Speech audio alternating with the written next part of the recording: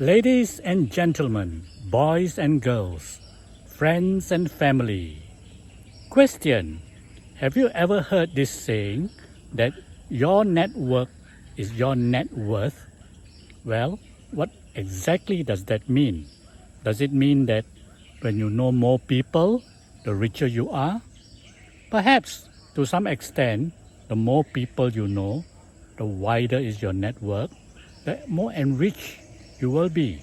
But also it depends on how you interact with your wide array of network. As for me, when I was growing up, I found that it was very easy to make friends when I was a kid.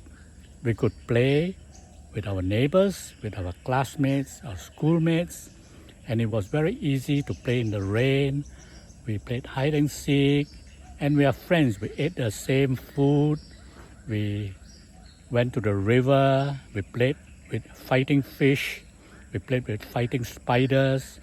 And it was a situation where we did not judge each other, and we could interact very lovingly and openly. Even with little kids, friends, we quarreled with them and we fought with them. And within the next day, we are friends again. We go outing, we run around, we play football, etc. As we grew up into our teen years, I realized it was a little bit more difficult, within inverted commas, to make friends without any inhibitions. Maybe it's the way we view things, the way we judge people, the way sometimes people judge us. Therefore, when I got into the working world, it was also a little bit more difficult. When we were busy working, we had other priorities, and with all these other priorities, it was not as easy to make friends like when we were doing when we were little kids. Therefore, I want to ask you, friends, what is your network now? How do you make friends? Are you aware that out of 100 people, generally speaking, 33% will like you, 33% do not like you, and the other 33 or 34% probably do not even care about you. And what about you? When you look at 100 people, how many percent do you like? How many percent do you not like? And how many percent do you not care? I suppose it is about the same proportion. It's about 1/3, 1/3, and 1/3. So how do we make our network bigger, better, more positive? Because with a bigger network, we can actually be more impactful and help society, the community, to be more caring, to be more interactive, to be able to join hands with other people with different skills and knowledge, that we may bring forth some positive development and make our nation a better place, make our country better, and we will be less judgmental of things and people around us. Remember, your network is your net worth. For me, one of my mantra is to make 10 new friends a day. 10 new friends, you may say. How do I do that? I look at my list of friends, even those in my telephone directory, and I realize that many of them are actually my casual acquaintances. I do not really know them. I may have met them in a function or at an event, and they gave me their calling card, and some of them I cannot even recall exactly where I met them and what they do. So similarly, I believe when I interact with others and I give them my name card, they will feel the same about me. They may even just put aside or throw my name card away. So that is a waste of resources, waste of opportunity, and the chance to interact and help each other is just gone, fizzles away, because we are not conscious. We do not recognize or take cognizance of that moment to click with people we meet. So when I say I want to make 10 new friends a day, it also includes those people whom I already know. What does that mean? The many people whom I already know, I do not know where they stay, how many children they have, where they're from, exactly what kind of work they do, what kind of skills and knowledge that they have. There's so many things about a person that I do not know. But does it really matter? Now, at my age and at my stage, I think it matters. Therefore, I may not have the time or the opportunity to circle back to meet all those people. But now I'm very, very conscious when I meet someone new. I will begin to learn more about them and find out something which I usually do not ask people when I meet them for the first time. But now I will ask so that I will get to know them better. And as a result of that, I begin to know 10 friends or acquaintances that I already know. I know them better. So in 1 year, I will begin to know more than 3,000 people, including those on my Facebook and Instagram, on my LinkedIn, and even my business associates, my previous colleagues where we were working together, and including even my classmates. Many of my classmates have grown. We are now all at the age of 70, and over the years, ever since we left school 52 years ago, people have changed. Who they married, what did they do in the last 52 years, who are their children. You know, their children are already in their 30s or 40s.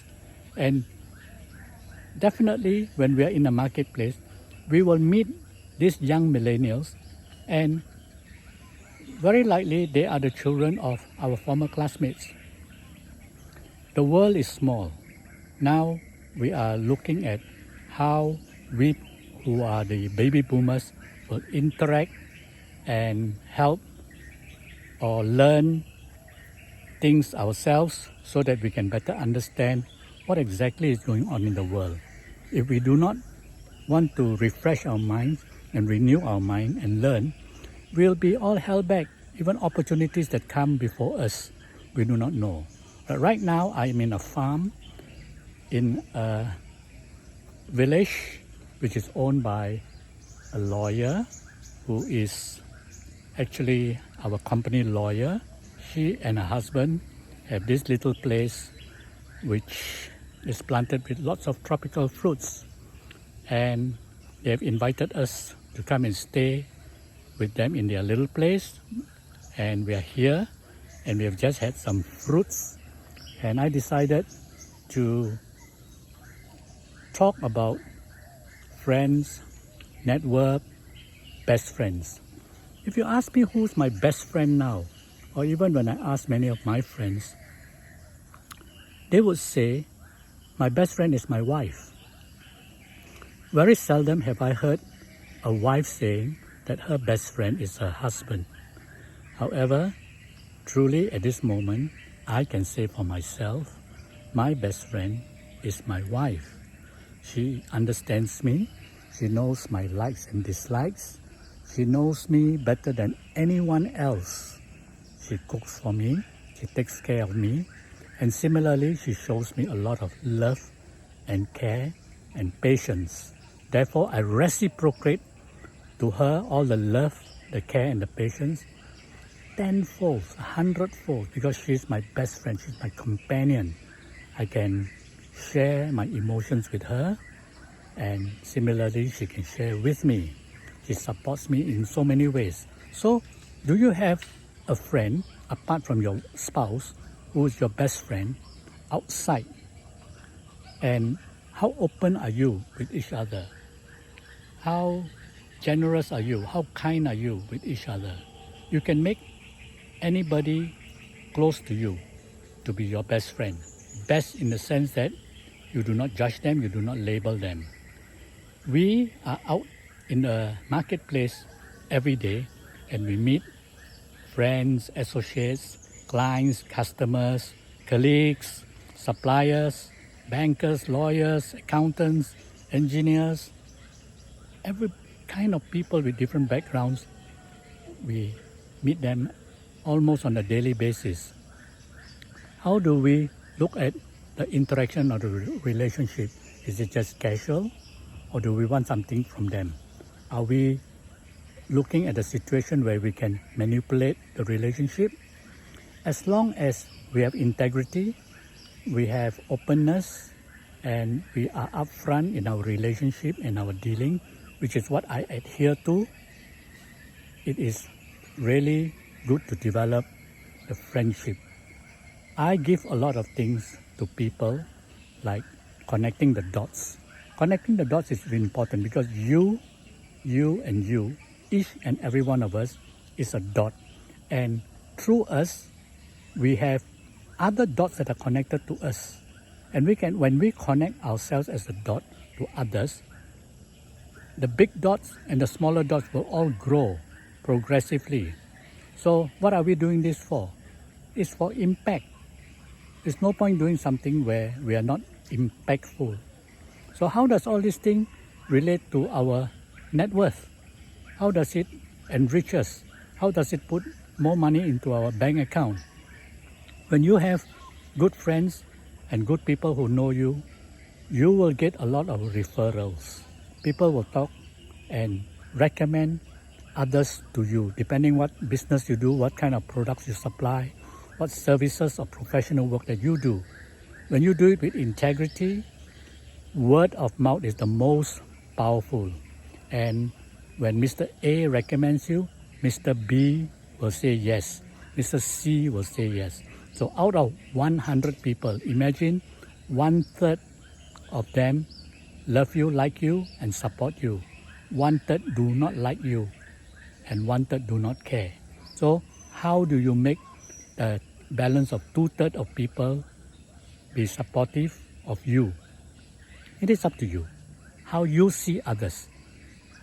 If you can love 100 people and be positive-minded, similarly, it will reflect to you.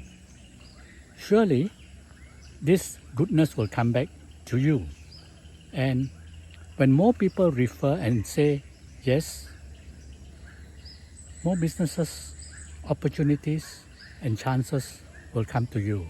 One of the things which I ensure and try my very best not to do, unless it is very necessary, is not to talk anything negative about other people, unless it is truly necessary. Now, do you know anyone at all, where everybody love and like them? I know there are people who are very popular and people like them, and when you mention their name, there's a smile on other people's faces. Even that person is not in our midst. He may be coming late or maybe joining us for an event, but there is a smile on our face because we know that person's kindness, generosity, and his positiveness, his joy, etc. Are you the kind of person that will bring joy and happiness to others? Are you that kind of person who is supportive and kind and generous? So your network is your net worth. Imagine your bank account will grow progressively, and it will also grow in arithmetic and geometrical progression if you are positive and you join with others, and they will definitely reflect and join back with you. Now, what's all this thing got to do with me sharing with you? I'm sharing you because over the years, as I come forth, I'm beginning to find that when we come to this world of social media where so many things are being done in a different way, unlike the way it was done during my time when I was younger. You can communicate and contact people now anywhere, anytime, in any part of the world. Imagine just with a smartphone, and even like I'm doing this video, when I upload it to YouTube, anyone in the world can access to it. It is phenomenal, fantastic. This is the way that we connect and we can get more and more friends, more and more network, more and more opportunities. Do not look down or do not neglect this kind of opportunities. Even here, as my wife and I come up to this farm to interact with our corporate lawyer and her husband, and we're staying here overnight, going out for dinner and sharing our journey together. It is a time where we can do reflection. Friends, you have your opinion about your network of friends. There could be people who have been kind to you, generous to you, encouraging to you. And there are also people who may have been nasty to you, and even people who have cheated you. Yes, all sorts of stories, different stages of our life. I know that there are people who have been let down by friends whom they trusted, and as a result of that, they never trusted anyone else after that. It could be relationship. It's sad. So we use this opportunity to help them out of that depression. And when they get out of the depression, they'll be more positive-minded and they can rebuild their lives. Put down your comments down here in my YouTube channel, because my YouTube channel is for financial knowledge, financial intelligence, and financial literacy. Build this up on a daily basis. It's up to us to strengthen our numbers, our understanding of how to handle our finances. Because these finances, if we do not handle it with intelligence and with the understanding, it can lead to a lot of problems, a lot of argument, a lot of families, husband and wife quarrel, and also divorces and family is split because of the inability to handle and manage funds and money. It is meant for your good. Please put down in the comments below some of the comments that I have shared and what you think, because the things that you share will be beneficial to everybody when we hear it. And also give me a thumbs up and subscribe to my channel. And I thank you for showing me the support. Thank you.